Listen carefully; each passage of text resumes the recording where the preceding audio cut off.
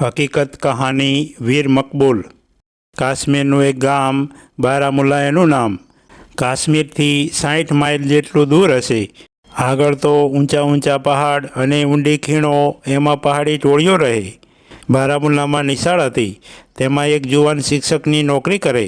તેનું નામ મકબૂલ શેરવાણી।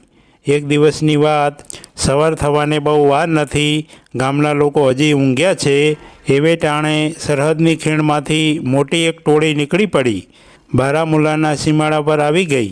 સૂરજ ઉગવાને થોડી વાર હશે કે મકબૂલ જાગી ગયો। જાગીને બેઠા કે તેણે ઘોડાના પગલાંની દબદબાટી સાંભળી।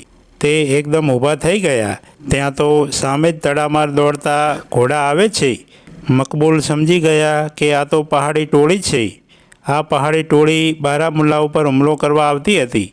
ટોળીને રોકનાર કોઈ ન હતું। શ્રીનગરમાં ભારતની સેના હતી, તેને સમાચાર આપવા જાય ત્યાં સુધીમાં તે આ ટોળી કેટલાય ગામડા લૂંટી લે। મકબૂલ આમ વિચાર કરે છે ત્યાં ઘોડાઓ આવી પહોંચ્યા। મકબૂલ સામે જ ઊભા હતા। ટોળીના સરદારે તેને પૂછ્યું કે આ કયું ગામ? મકબૂલે કહ્યું, શ્રીનગર। ટોળીવાળા તો પહાડના રહેનારા, આવા મોટા ગામ તેમણે જોયેલા નહીં, એટલે તેમણે માની લીધું કે આ શ્રીનગર જ હશે। એટલે તરત ટોળીના સરદારે હુકમ આપ્યો કે અહીં પડાવ નાખો। મકબૂલે દાવ ગોઠવ્યો, કોઈપણ રીતે ટોળીને અહીં રોકી રાખવી અને શ્રીનગર સમાચાર મોકલી દેવા। ટોળીવાળા બાતમી પૂછવા માંડ્યા, કોણ કોણ માલદાર છે અને કોણ આગેવાન છે? મકબૂલે ઊંધી ચતી વાત સમજાવી। ટોળીવાળા અભણ અને પહાડી હતા। મકબૂલે તેમને સમજાવ્યા કે તમે આ ગામને લૂંટી લો, 2-4 દિવસ રોકાવો એટલે હું બાતમી તમને આપીશ કે કયા કયા ગામો લૂંટવા જેવા છે। હું તમારી સાથે જ રહીશ। ટોળીવાળાએ બારામુલ્લાની બજાર લૂંટી લીધી, ત્યાં પડાવ નાખીને પડ્યા। હવે મકબૂલે પોતાની મોટરસાઇકલ લીધી, સાનામાના ઉપડી ગયા। 60 માઇલના પહાડી માર્ગ ઝડપથી પૂરો કર્યો અને શ્રીનગર પહોંચી ગયા। કાશ્મીરના વડાપ્રધાન શેખ અબ્દુલ્લા હતા। તેમને વાત કહી। શ્રીનગરમાં સેના હતી। શેખ અબ્દુલ્લાએ કહ્યું કે પાકિસ્તાનની ફૌજ શ્રીનગર ઉપર હુમલો કરવા ધસી રહી છે, તેથી અહીંથી એક પણ ટુકડી બારામુલ્લા જઈ શકે નહીં। મકબૂલ કહે, ગમે તેમ કરો પણ એક ટુકડી મોકલો। આ ટોળીને નહીં ભગાડો તો એ બધા ભાગ એમના હાથમાં જ હશે। શેખ અબ્દુલ્લાએ કહ્યું કે તમે જાઓ, હું દિલ્હીથી ફૌજ મંગાવું છું। મકબૂલ પાછો ગયો। ટોળીવાળા કહે કે બતાવો ગામ, કયા કયા ગામ લૂંટવા જેવા છે? મકબૂલ બહાના કરે છે, આડું અવળું સમજાવે છે, કાશ્મીરને માર્ગે જોઈ રહે છે કે ફૌજ આવતી દેખાય છે કે નહીં। એમ કરતાં 4 દિવસ બીજા નીકળી ગયા, ફૌજ આવી નહીં। ટોળીવાળા ઉતાવળ કરે છે। મકબૂલ ગમે તેમ સમજાવે છે, એમ વળી 2 દિવસ ગયા। હવે ટોળીવાળાને શંકા થવા માંડી કે આ જુવાન મકબૂલ આપણને બનાવે છે, ખોટું ખોટું સમજાવે છે। હવે મકબૂલની આશા તૂટવા માંડી। ફૌજ આવતી નથી અને દિવસ જાય છે। વિચાર કર્યો કે લાવ શ્રીનગર જઈ આવું અને ફૌજને બોલાવી લાવું।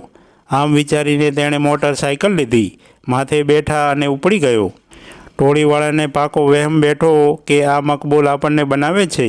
એવામાં મોટરસાઇકલ પર તેને જતા જોયો। ટોળીના સરદારે આજ્ઞા આપી કે તેને પકડે। તેને પકડવા ઘોડા દોડાવી મૂક્યા, પણ મોટરસાઇકલને પહોંચે નહીં। એવામાં મકબૂલની મોટરસાઇકલ બગડી, ખાટકાઈને ઊભી રહી ગઈ। ત્યાં તો ટોળીવાળા આવી પહોંચ્યા, મકબૂલને પકડ્યો અને સરદાર પાસે લઈ ગયા। સરદારે પૂછ્યું, સાચું બોલ, તું અમને બનાવતો હતો ને? મકબૂલ કહે, જે સાચું હતું તે જ મેં કર્યું છે। સરદારે કહ્યું, સાચું બોલ કે તે અમને અહીં શા માટે રોક્યા છે? મકબૂલ કહે, સારા માટે। સરદાર કહે, કોના સારા માટે? મકબૂલ કહે, મારા ગામના અને કાશ્મીરના સારા માટે। સરદારે હુકમ કર્યો કે આને ઝાડ સાથે બાંધી દો। મકબૂલને ઝાડ સાથે બાંધી દીધો। ટોળીવાળા બંદૂકો લઈને સામે ખડા થઈ ગયા।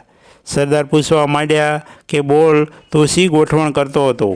મકબૂલ અડગ વીર હતા, એક પણ વાત તેમણે બતાવી નહીં। તે વારંવાર કાશ્મીરના માર્ગ સામે જોતો હતો કે ભારતની ફૌજ આવે છે કે નહીં।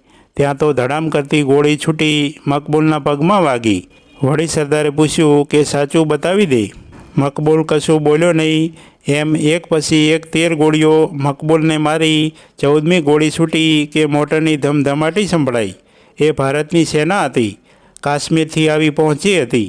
વીર મકબૂલે 13 ગોળી ખાધી પણ તેના પ્રાણ ગયા નહોતા. 14મી ગોળી ખાધી કે તેણે ભારતની ફોજ જોઈ. તેણે શાંતિથી આંખ મીચી દીધી. તેનો જીવ ઉડી ગયો. ફોજ આવી. ટોળી સાથે ભારે લડાઈ થઈ.